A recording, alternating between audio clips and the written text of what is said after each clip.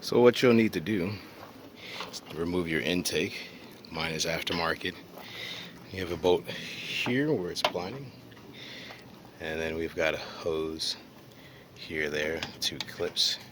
Take that out. Then you want to remove your throttle body, throttle cable, and your timing cover. That will allow you to access the coils and the spark plugs. What I'm using today is the NGK's part numbers right here, and then matching it up with some double platinum Denzos. And the part number is right there for you. Got all 6 of them here. So let's begin. Once you've got your intake loose, you go ahead and remove it. And it pops off just like that. We'll set that to the side over here on the ground. And now you have more access to continue accessing to these 4 bolts. They're on this plate. There's one there, one here. They're 12 millimeters. You can just leave that there if you want to leave it installed and don't want to take too much off. But we've got 2 and 3. And if you want to take off the coolant hose, just right there with that piece there. Don't forget your throttle cable. All right. Next, what you want to do is, once you get up to this point, see the throttle cable flies. You want to set this thing somewhere where it's not gonna get hurt, like that. And that should be all right. I kind of took the bolts off it already, but we just need to get to here.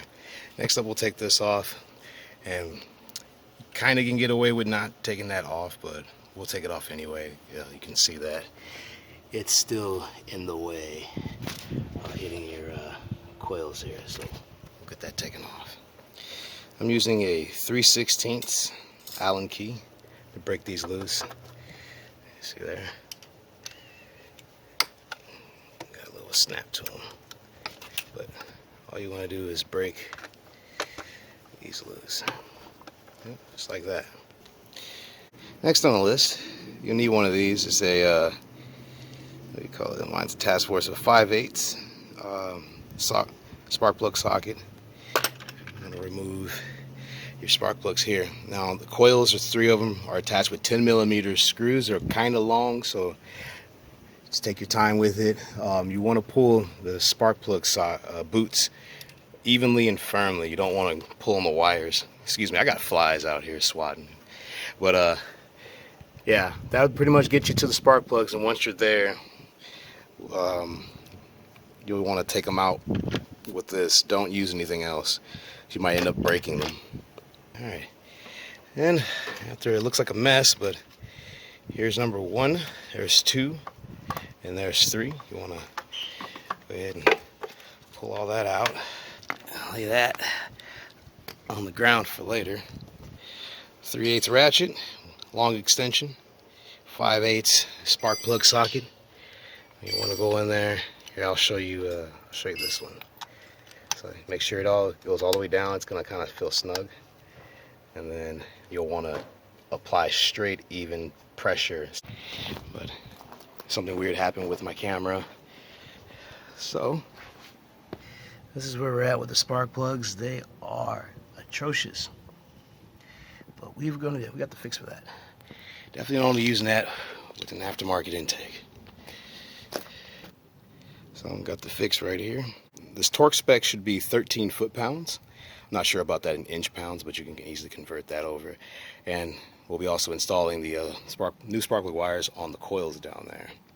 As far as torque wrenches go, I'm using a 3/8 Pittsburgh torque wrench, and we've got it set to 13 foot-pounds. There's a 15, and then it goes over a couple 13s there.